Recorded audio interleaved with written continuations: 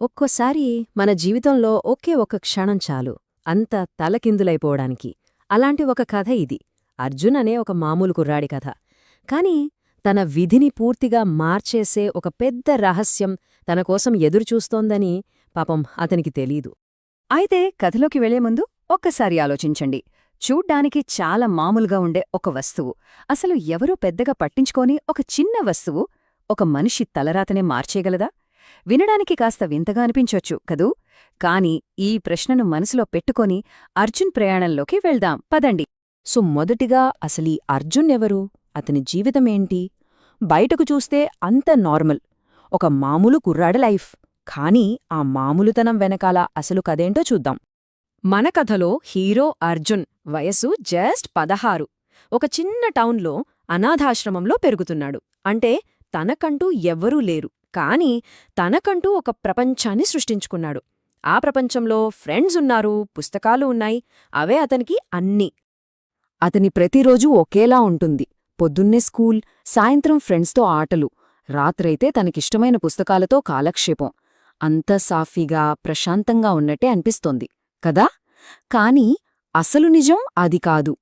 ఆ ప్రశాంతత వెనుక అతని మనసులో రోజూ ఒక యుద్ధం జరుగుతూ ఉంటుంది. ఎవరు నా తల్లిదండ్రులు? నన్నెందుకిలా వదిలేశారు? ఈ ప్రశ్నలు నిరంతరం తనని తొలిచేస్తూనే ఉంటాయి. ఆ ప్రశ్నలు మిగిలిచిన ఒక పెద్ద శూన్యం అతన్ని ప్రశాంతంగా ఉండనివ్వదు. అదే అసలు సమస్య. ఒక పక్క తన మనసులో వేల ప్రశ్నలు, మరోపక్క అడిగినప్పుడల్లా ఆశ్రమం సూపరింటెండెంట్ చెప్పే ఒకే ఒక్క సమాధానం, మీ అమ్మనాన్నొక యాక్సిడెంట్లో చనిపోయారు అని. కాని ఆ ఒక్క మాట తనలోని ఆ ఖాళీని పూరించలేకపోయింది. ఎందుకో అసలు నిజం ఇది కాదని, ఏదో దాస్తున్నారని తన మనసుకి గట్టిగా అనిపిస్తూ ఉండేది. ఇక్కడి నుంచే కథ మలుపు తిరుగుతుంది. ఒక మబ్బులు పట్టిన మధ్యాహ్నం అర్జున్ జీవితాన్ని శాశ్వతంగా మార్చేసే ఒక సంఘటన జరిగింది. అనుకోకుండా ఆశ్రమంలోని ఓ పాత స్టోర్రూంలోకి వెళ్లాడు అర్జున్.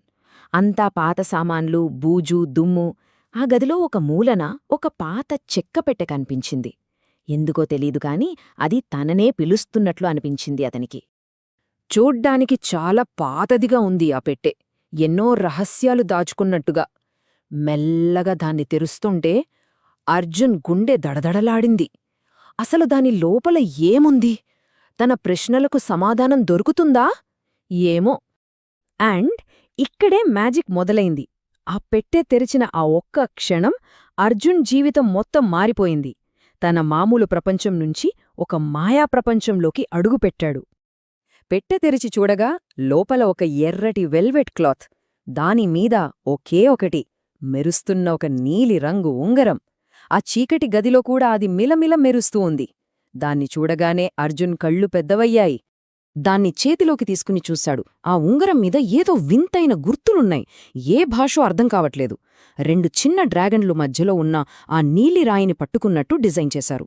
దాన్ని ముట్టుకోగానే తనలో ఏదో తెలియని ఒక పవరొచ్చినట్టు ఫీలయ్యాడు. ఇంకేమాత్రం ఆలోచించలేదు. వెంటనే ఆ ఉంగరాన్ని తీసి తన వేలికి పెట్టుకున్నాడు. అంతే. ఆ రింగ్ తన చర్మాన్ని తాకిందో లేదో ఒక కరెంట్ షాక్ కొట్టినట్టు అతని శరీరం మొత్తం ఏదో తెలియని శక్తితో నిండిపోయింది. ఆ ఒక్క క్షణం అతని తలరాత మారిపోయింది. దాని ఎఫెక్ట్ వెంటనే కనిపించింది. ఉంగరం పెట్టుకున్న మరుక్షణమే అతని ముందు గాలిలో ఒక పెద్ద సుడిగుండంలా నీలిరంగులో మెరుస్తున్న ఒక పోర్టల్ తెరుచుకుంది. ఆ గదంతా ఒక్కసారిగా ఆ కాంతితో నిండిపోయింది. అర్జున్కి ఏం జరుగుతుందో అర్థం కాలేదు. భయంతో, ఆశ్చర్యంతో అలాగే నిలబడిపోయాడు. అది కేవలం కంటికి కనిపించేదే కాదు, ఒక్కసారిగా తన సెన్సెస్ అన్నీ ఓవర్లోడైపోయాయి. ఎక్కడినుంచో మంచి పువ్వుల వాసన వస్తోంది. అదే సమయంలో దూరం నుంచి డ్రాగన్లు అరుస్తున్న శబ్దాలు వినిపిస్తున్నాయి. అంతలోనే ఒక చల్లటి గాలి అతన్ని బలంగా పోర్టల్ వైపు లాగడం మొదలుపెట్టింది. ఇక చివరిగా నెక్స్టేంటి? అర్జున్ ఇప్పుడొక క్రాస్ రోడ్స్లో ఉన్నాడు. తన వెనుక తనకు తెలిసిన ప్రపంచం, తన ముందు ఆ మాయాద్వారం అవతల ఏముందో తెలియని ఒక కొత్త ప్రపంచం. కథ ఇక్కడ అయిపోలేదు. నిజానికి ఇక్కడే మొదలైంది. ఆ పోర్టల్ నుంచి వస్తున్న గాలికి అతను నిలబడలేకపోతున్నాడు. భయంతో వణికిపోతున్నాడు. ఇదేంటి, దీన్నుంచి ఎలా బయటపడాలి అని మనసులో గట్టిగా అరుస్తున్నాడు. కాని అక్కడ వినేందుకు ఎవ్వరూ లేరు. చివరికి ఆ పోర్టల్ అతన్ని పూర్తిగా లోపలికి లాగేసుకుంది. సో అర్జున్ ప్రయాణం ఎక్కడికి? ఆ తెలియని కొత్త ప్రపంచంలో ఏం జరగబోతోంది? అన్నిటికన్నా ముఖ్యంగా తను ఎవరనే నిజం అతనికి తెలుస్తోందా లేదా? ఈ ప్రశ్నలతోనే ఈ కథని ప్రస్తుతానికి ఇక్కడ ముగిద్దాం.